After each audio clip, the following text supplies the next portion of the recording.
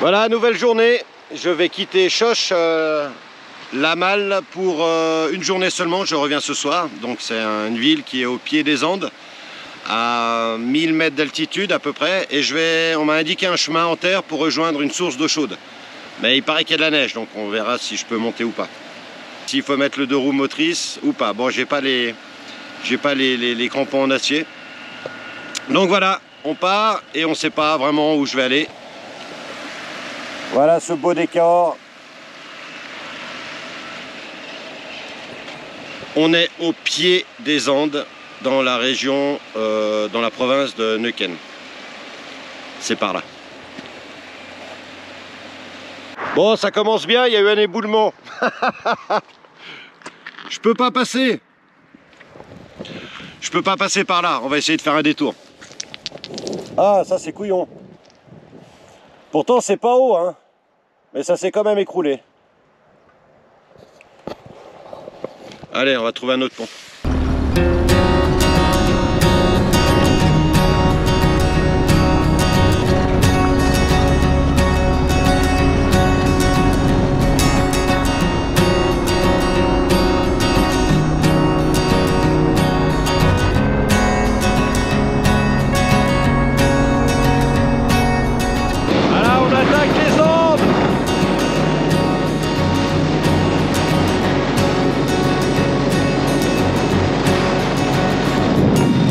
Être à 1200 mètres d'altitude, je dois faire -2, -3.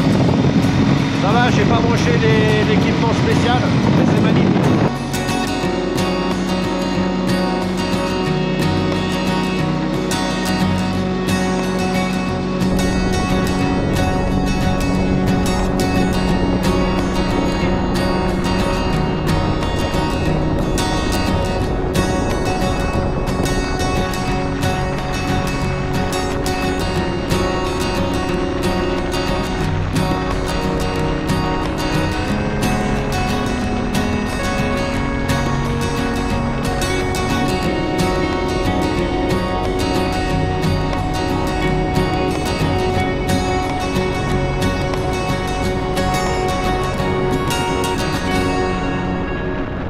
Bon, Nestor, il m'a dit qu'il fallait quitter la 43 pour aller sur la 39. Et la 39, elle est enneigée. Pour aller là-bas. Et ça, c'est la 40 et quelques. Donc comme j'ai 90 km à faire, j'ai peur de tomber dans des montées où c'est bien enneigé. Donc comme j'ai pas les crampons, je vais continuer par la 40 et quelques.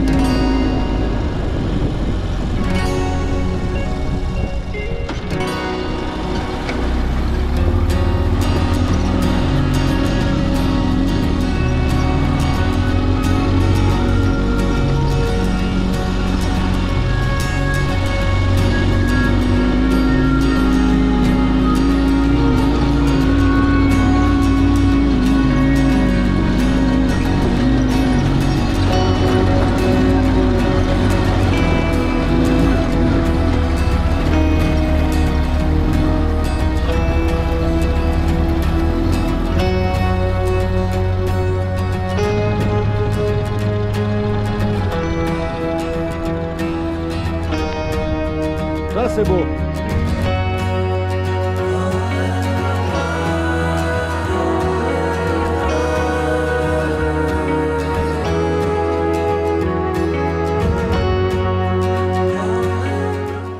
J'ai pris une autostoppeuse.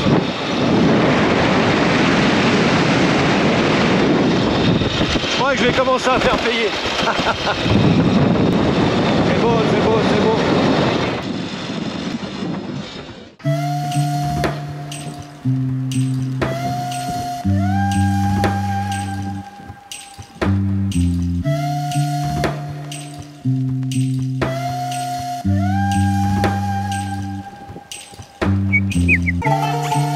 Condor.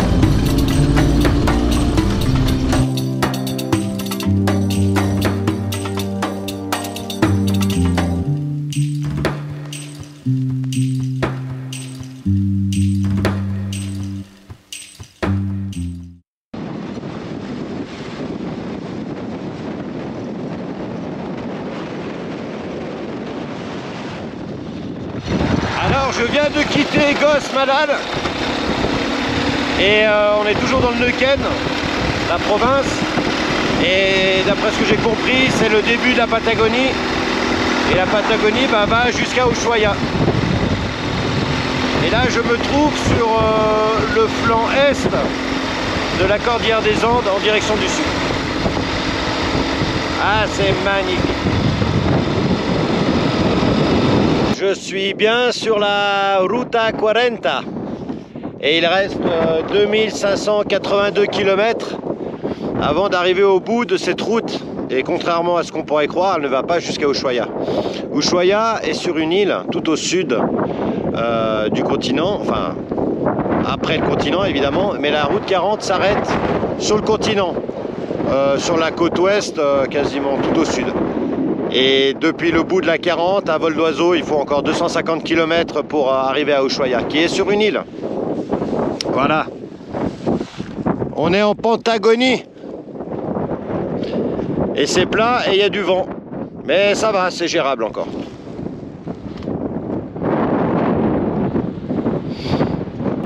Là, on a vraiment une notion de liberté. Hein. Seul. C'est une forme de... C'est aride, mais bon, il y a quand même de la végétation. On trouve 2-3 vaches qui se promènent dans les champs qui sont quand même délimités par des barbelés. Ambiance plaine américaine. Alors 2582 km, je crois qu'elle fait presque 6000 km cette route, qui commence tout au nord de l'Argentine et qui va jusqu'en bas du continent. Et c'est l'une des 5 routes au monde les plus visitées. Il y a la 66, je crois d'abord. Et elle fait partie des 5 les plus roulées au niveau touristique. Allez, on continue.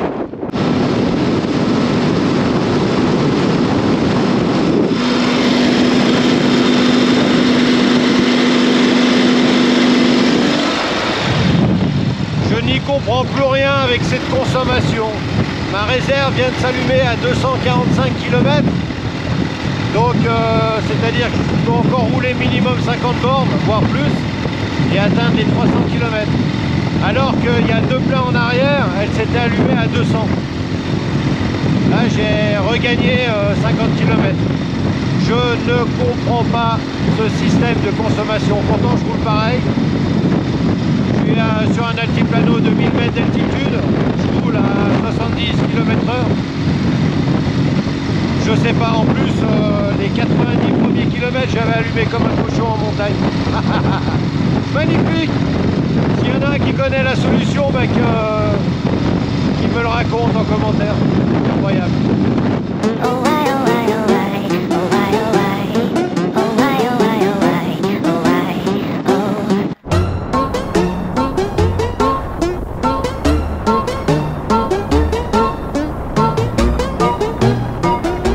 Bon, je refais mon speech car le dernier était en roulant et je sais pas si on a tout entendu. Donc je suis à la station-service et là, grande joie, ma réserve a commencé à s'allumer à 250 km. Alors que normalement, ces derniers temps, elle s'allume entre 197 et 210, voire 220 quand tout va bien. Donc là, j'ai repris ma consommation normale, je vais la calculer, mais je pense que j'aurais pu arriver à 300 voire plus. Je comprends rien. Donc j'ai la même vitesse, sauf que peut-être l'Oural consomme moins en voyant la neige et en étant un peu en hauteur. Je suis à peu près à 1000 mètres d'altitude. Je comprends rien. Ou alors les vibrations d'hier sur les chemins en terre ont fait que ça a changé des réglages et que ça consomme mieux, mais je sais pas. On verra. Allez, on va faire le plein, je vous tiens au courant pour la consommation. Voilà, 15 litres 3 pour 260 km.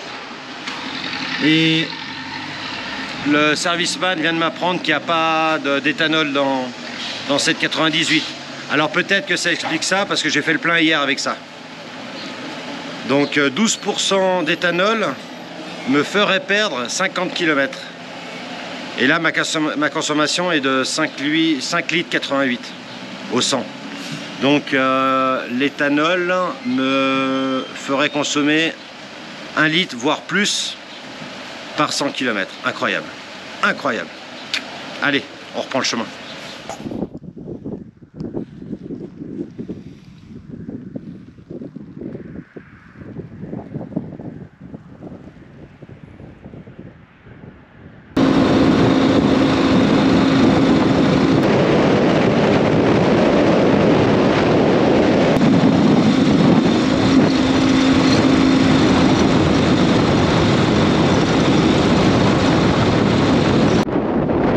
Commence à souffler en Patagonie.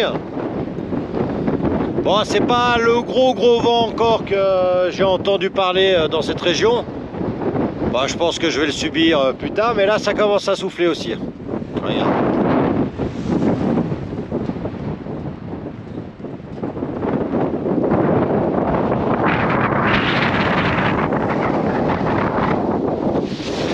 Magnifique plateau comme ça. Plus ou moins large, plus ou moins long, avec ces belles lignes droites. Et on passe de plateau en plateau, juste avec 2-3 petits virages, avec un peu de déclivité en montée ou en descente. Et on se retrouve sur une ligne droite. Ouais. Ouais, merci les poignées chauffantes. Je peux conduire sans gants. J'ai remarqué que jusqu'à 10 degrés, c'est super acceptable. En dessous de 10 degrés, je mets les gants. Grâce aux poignées chauffantes et aux protections et à ces protections. Allez, on y retourne. C'est toujours par là.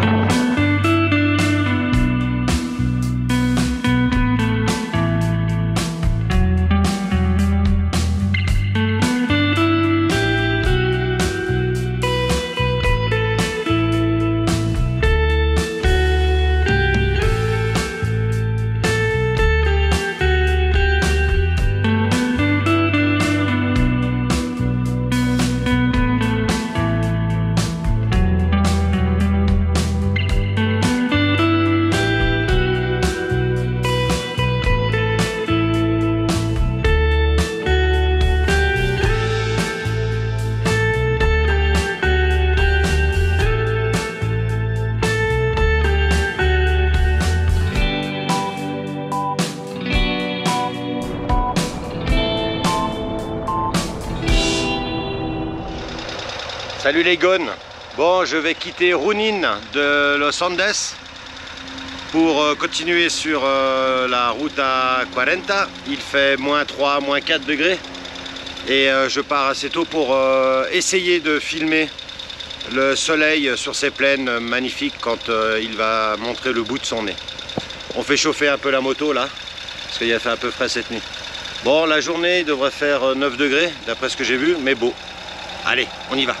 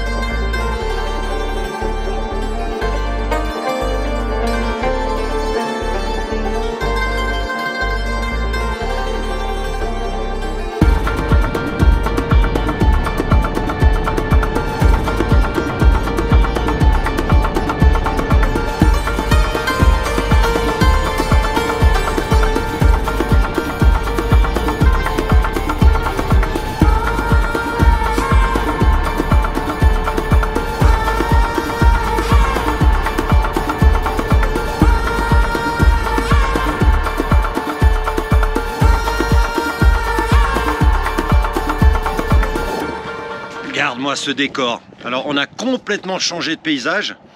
Donc mon GPS il m'a amené sur la route 234. Mais pour lui on est toujours sur la 40. Et en fait la 234 c'est une sorte de parallèle à la 40. Et là je me retrouve, c'est vraiment le décor de Rocky Mountains dans l'ouest canadien. Impressionnant, impressionnant. Donc on est dans une région de lac, suite à des barrages hydrauliques, et on arrive dans un paysage, Colorado aussi, hein, ça ressemble un peu à ça le Colorado. Voilà, on est style chalet. Ah, des belles surprises. Bon par contre alors il pique, hein, il fait -5. Donc en roulant j'arrive à -10, -15. J'ai toujours pas branché mais je suis à 2 doigts de les brancher là, mes équipements. Allez, on reprend la route.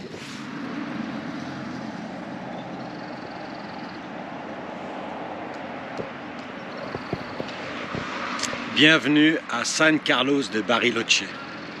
On se croirait presque en Suisse, voire en France, avec le lac de Genève et ses montagnes toutes blanches. Ouais, c'est quand même... Ça sent la Suisse ici, hein. On va aller creuser un peu plus loin. Allez, je vous embarque.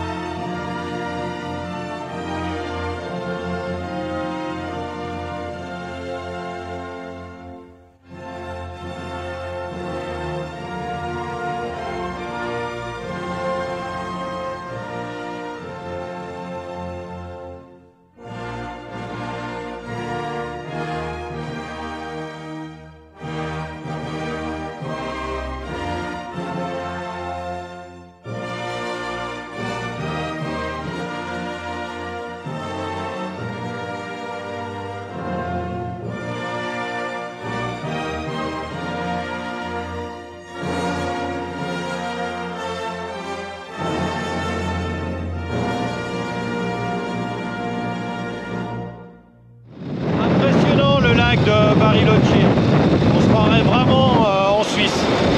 Donc je me déplace 23 km un peu plus loin, car il y a une colonie de Suisse. On va aller voir les patriotes.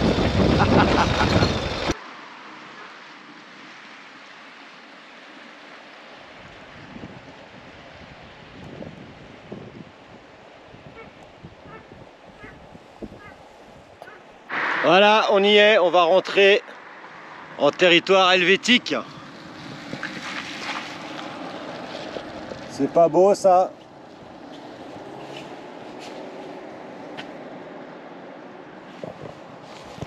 Hop, Schweiz. Ah, j'ai hâte d'aller voir. J'ai hâte d'aller constater tout ça. Allez, on a le drapeau, enfin la moitié. Ben, il devrait le reconnaître normalement. Allez, on y go. Alors voilà, je suis arrivé au centre de la colonie suisse. Bon, les routes sont pas très suisses, hein. Tout est en terre. Avec des trous, ça fait négliger, hein. C'est pas très suisse. Et je rencontre les cuisiniers d'un restaurant. El Fundo. Ouais. Comment se llama el restaurante? El Fundo. El Fundo. Como fondo de queso? No. Non. El Fundo de fundar. Ah, ok. Et ils font de la fondue suisse. Mais avec du fromage qui vient d'ici. Acá tenemos adobe. Et on va aller goûter ça. Normalement, je mange pas à midi, mais là, je vais aller manger. Et puis, ils ont même du blanc. Hein. Tiene vino blanco. Hein. Vamos a dejar vino blanco. Vengan para Argentina, Suiza. Et tiene moite-moite. Vous avez la moitié-moitié? Sí. Allez, on va goûter ça. Allez, on va tester ce resto. Voilà. Hop, Suisse. Regarde.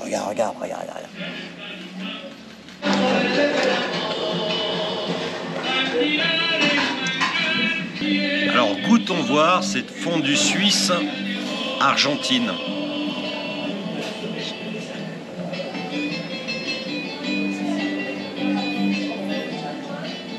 Alors, ça n'a rien à voir avec la fondue suisse. Pourtant, ils m'ont dit que c'était du gruyère fait ici. On dirait une fondue de kiri. Pourtant, la texture ressemble, mais on dirait une fondue de kiri, de fromage blanc. Au goût, hein. Très pâte blanche et ouais, il manque du sel, de puissance de sel, et il manque du vin blanc. Hay vino tinto dentro? Ah, no se parece. Vino blanco. Blanco. Vino blanco. No se parece. Ah non, non. No se siente. Bon, heureusement, il y a le vin blanc. Ils m'ont demandé, vous voulez du vin blanc sucré ou sec? Je dis non, mais non, arrêtez avec vos vins sucrés. On n'est pas à la maternelle, du seco. Hein? C'est comme ça que ça se fait.